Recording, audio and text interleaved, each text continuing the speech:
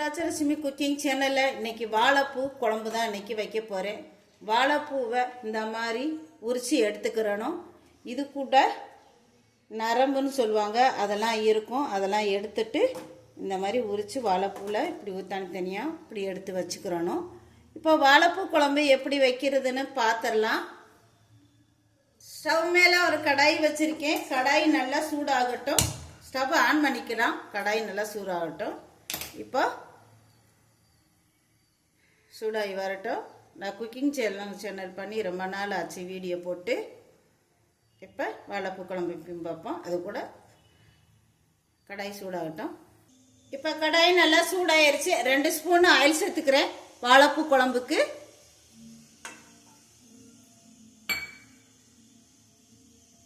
இப்போ oil சூடாகணும். Oil சூடாயிருச்சு. கடுகு உளுந்து சேர்த்துக்கிறலாம்.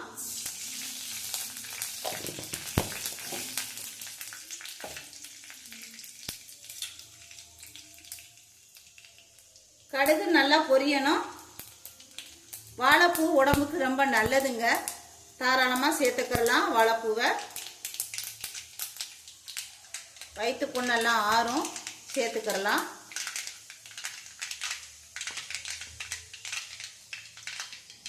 இப்போ கடுகு நல்லா பொரிஞ்சிருச்சு. ஒரு 5-6 சின்ன வெங்காயத்தை 2ஆக கட் பண்ணியிருக்கேன், அது கூட சேர்த்துக்கிறலாம். இது கூடவே ஒரு 4 பூண்டு 2-2ஆக கட் பண்ணியிருக்கேன், அது கூடவே சேர்த்துக்கிறலாம். ஒரு பச்சை மிளகாய் கீரி சேர்த்துருக்கேன், இது கூடவே சேர்த்துக்கிறலாம்.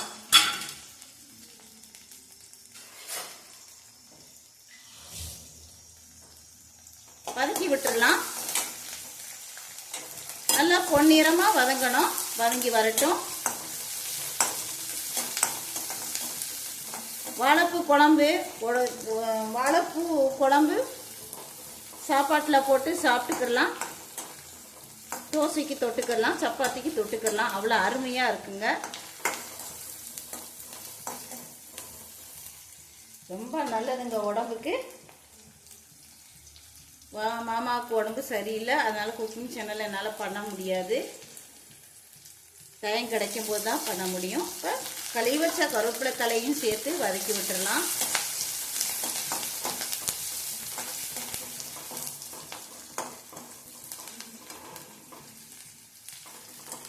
நல்லா வதங்கணும். நல்லா வதங்கி வரட்டும்.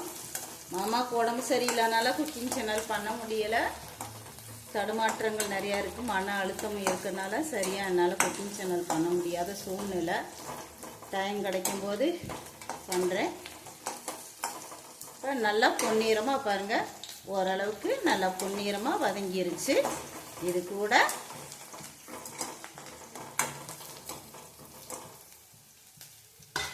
இப்போ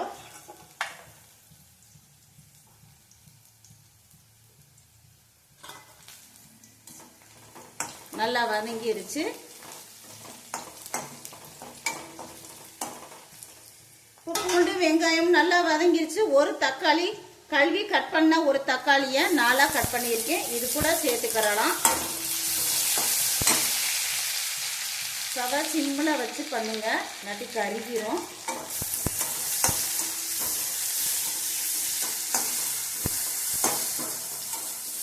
இந்த தக்காளி வதங்குறதுக்கு கொஞ்சமாக நம்ம உப்புத்தூள் சேர்த்துக்கிறலாம்.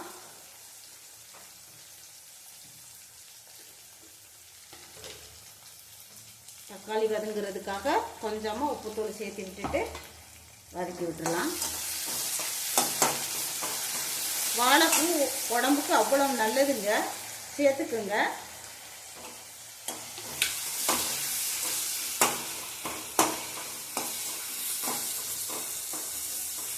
இப்போ தக்காளியும் நல்லா வதங்கிருச்சு. போட்ட இஞ்சி சின்ன வெங்காயம் பூண்டு நல்லா வதங்கிருச்சு. தக்காளியும் நல்லா வதங்கிருச்சு.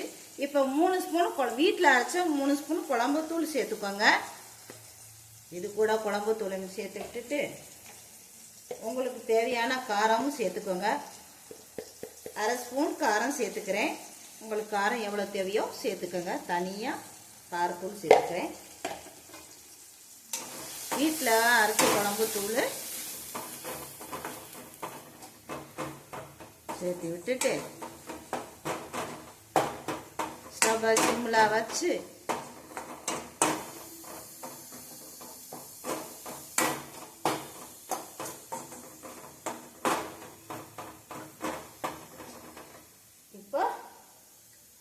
தண்ணி சேர்த்துக்கிறலாம். இந்த சைஸில் புளி சேர்த்துருக்கேன். கரைச்சி எடுத்து வச்சிருக்க புளி தண்ணியையும் சேர்த்துக்கிறேன்.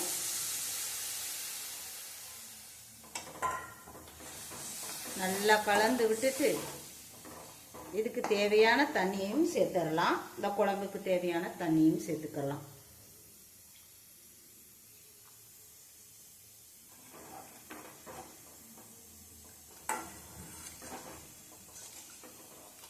ஏற்கனவே தக்காளி சேர்த்துறோம். இப்போ குழம்புக்கு தேவையான உப்புத்தூளையும் சேர்த்து விட்டுறலாம். குழம்புக்கு தேவையான உப்புத்தூளையும் சேர்த்துக்கலாம். பார்த்து சேர்த்துக்கோங்க. இப்போ கொதி வரட்டும்.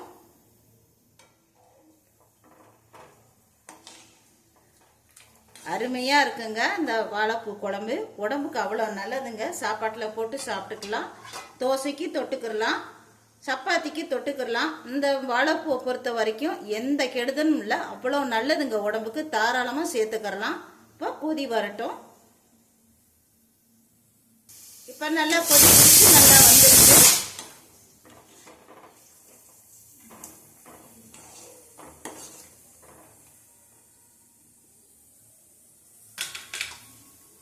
நல்லா கொதி வந்துருச்சு. இப்போ உரிச்சு கழுவி வச்ச வாழைப்பூவை சேர்த்துக்கிறலாம். அப்படியே சேர்த்துக்கலாம்.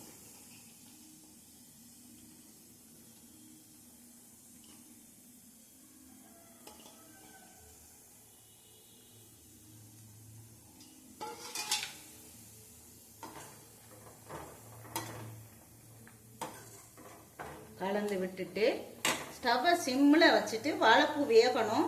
சிம்மிலே வச்சிருங்க.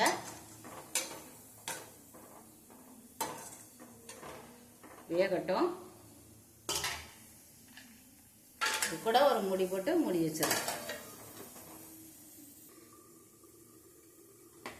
ஒரு வாட்டி மூடியை ஓப்பன் பண்ணி கலந்து விட்டுட்டு மறுபடியும் வேக விட்டுறலாம்.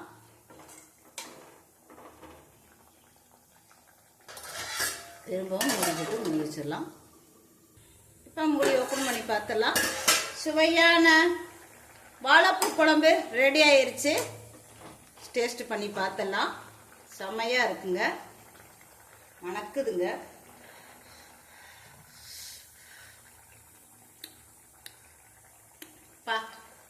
ஸ்டவ்வை ஆஃப் பண்ணிக்கலாம். சுவையான வாழைப்பூ குழம்பு ரெடி ஆயிருச்சு. செம்ம டக்கராக இருக்குங்க. சாப்பாட்டில் ஊற்றி சாப்பிட்டு பாருங்க. அவ்வளோ ஒரு டேஸ்ட்டாக இருக்குங்க. மணக்க ருசிக்க செம்ம டக்கரான வாழைப்பூ குழம்பு. இந்த சித்துராஜலட்சுமி சேனலுக்கு சப்ஸ்கிரைப் பண்ணுங்க, சப்போர்ட் பண்ணுங்க, லைக் பண்ணுங்க, ஷேர் பண்ணுங்க, கமெண்ட் பண்ணுங்க ப்ளீஸ். நான் கடந்து வந்த பாதை சப்போர்ட் சித்துராஜலட்சுமிக்கு.